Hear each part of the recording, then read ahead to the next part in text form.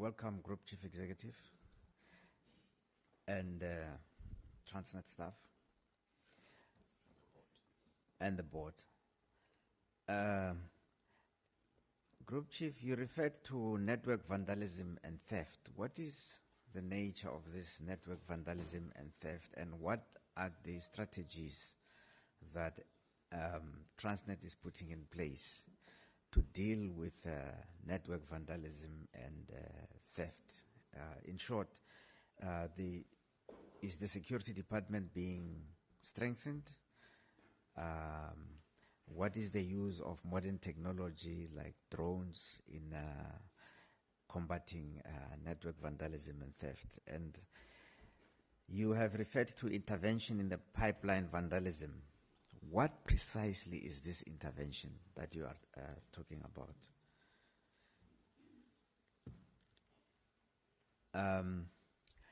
The story of Transnet is that between 2017 and 2024, the amount of goods transported by Transnet has declined from 226 million tons to 150 million tons. Incidentally, 226 million tons were achieved in 2017 in what a lot of people call the state capture years. And the 226 million tons had never been achieved before in Transnet and has never been achieved since. I heard you refer to debt relating to state capture and so on. But the fact of the matter is that the performance of Transnet was at its best.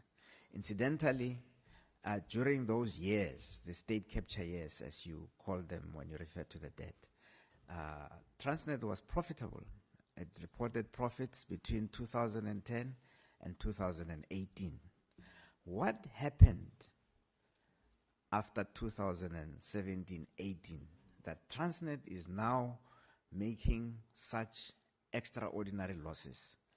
I mean, a loss of 10 billion rand is not something to be scoffed at from a very profitable situation during the so-called state capture years. You have a target of achieving 250 million tons, which is better, which will be better than the record that has already been achieved of 226 million tons, and we welcome that. But the question is, by when? Because I did not hear that. By when will the 250 million tons be achieved? Is it in the next 5 years, 10 years, 15 years? When will the 250 million tons be achieved? I heard you speaking a lot about improvements and how improvements will be made, but when you refer to the improvements, I did not get a sense of tangible things that are going to be done. For example, in the ports, we used to have an efficiency measure called crane moves per hour. What has happened to crane moves per hour in the different ports, DCT especially, but in all the ports, Cape Town, Moha, crane moves per hour between 2011 to 2018, and then from 2018 to 2024.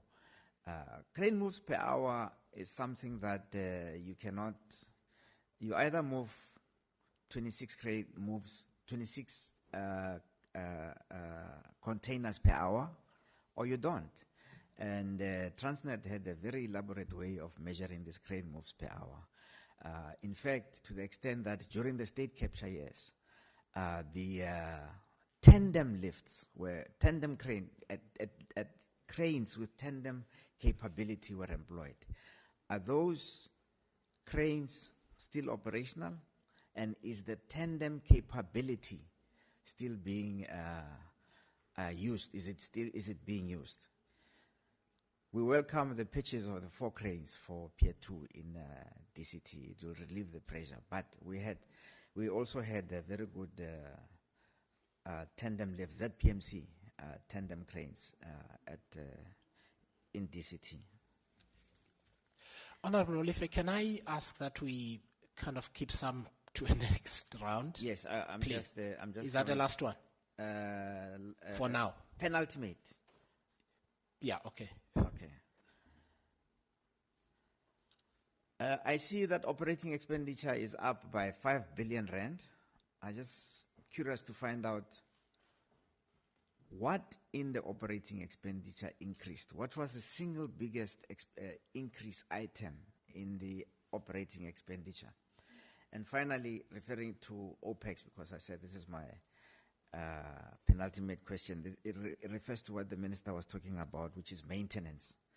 What was the maintenance spend in Transnet for rail, for ports, for pipelines, for everything that we were doing there?